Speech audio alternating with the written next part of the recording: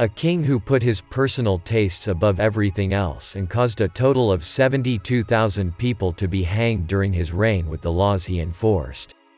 8. Henry. He even established a new sect and changed the sect of a whole nation in order to marry the woman he wanted for this cause. Yes, the sole reason for the founding of the English Church was King Henry's desire to leave the Spanish princess Katherine and marry Anne Boleyn. After this information lost in the depths of history, 8. We now know that Henry will risk anything to do what he wants. Her debauchery aside, 8. Henry had killed thousands of people, including his wives, for his personal ambitions. He himself admitted the greatness of his sins with his confession before his death. Henry ruled England from 1509 to 1547 in practices that are interesting to all of us today.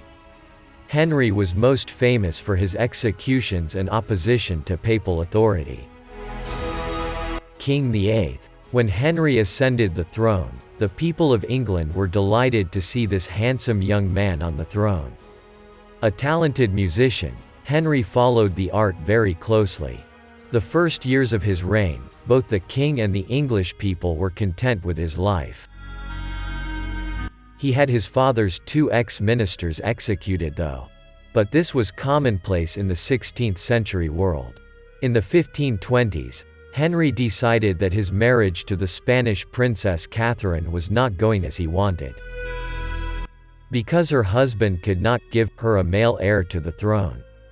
The king's debauchery was now spoken of outside the palace. Henry wanted to marry Anne Boleyn, the young and beautiful niece of the Duke of Norfolk. However, there was a problem. In 16th century Christian law, divorces were subject to special permission. When there was a king who wanted a divorce, permission had to be obtained directly from the Pope himself. But there was a big problem. Catherine, Princess of Spain, was the aunt of the Holy Roman ruler. For this reason, the Pope kept Henry, who had requested a divorce, for 6 years. By 1533, Henry and Anne Boleyn had secretly married. The Pope, who received the news, went mad with anger and excommunicated the king immediately.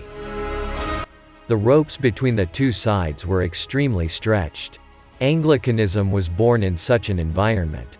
In other words, the reason for the adoption of this sect was that it included the convenience of Henry VIII being able to divorce his wife easily and marry another person. However, it was revealed by some that he wanted to get out of the papal order and to control his country, rather than the desire to divorce his wife. As a result, the British Parliament disregarded the authority of the Pope by accepting the king as the head of the Church. And in this new era, those who opposed the king's religious reforms were brutally punished. A new era in which violence was at the forefront was beginning in England. In 16th century England, charges such as witchcraft and treason were punishable by death. Monks, especially those who opposed Henry's reforms, were tortured and then killed. When Henry defied the Pope and founded the Church of England, not all of his people accepted it.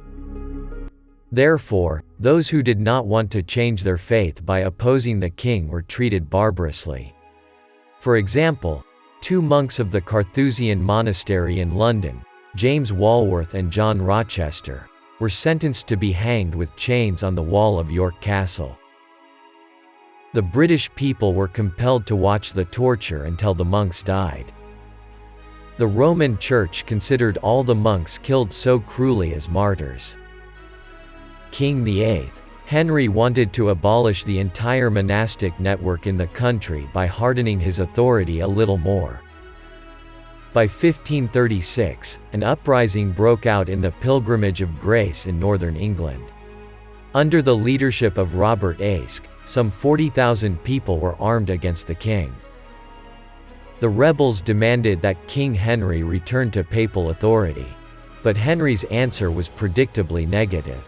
Therefore, he commissioned the Duke of Norfolk to press the rebellion. The Duke of Norfolk quickly suppressed the rebellion. Robert Aske was hung on the castle wall just like the other monks.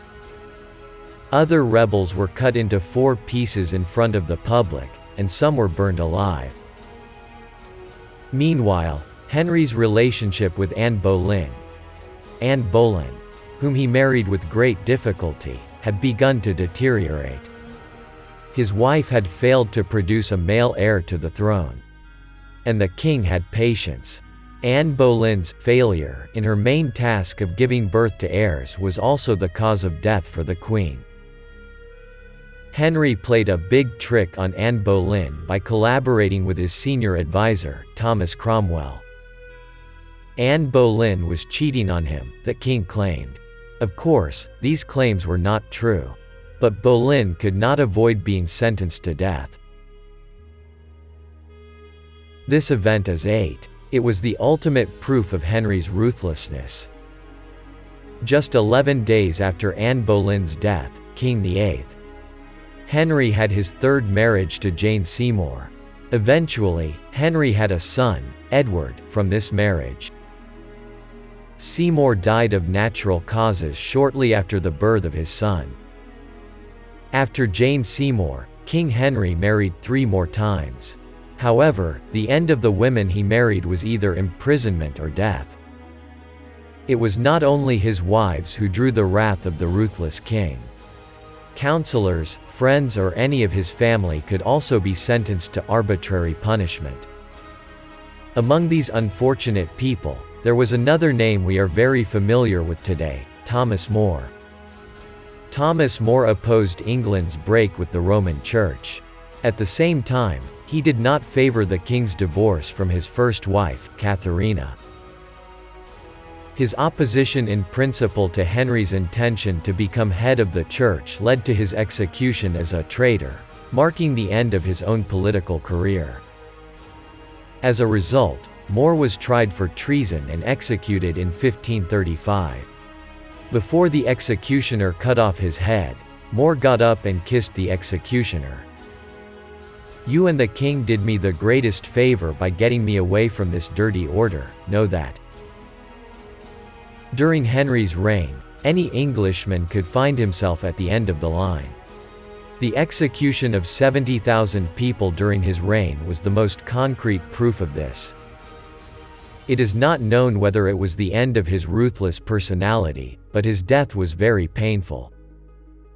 In the last days of his life, his body started to decompose and wounds that never healed occurred in various parts of his body.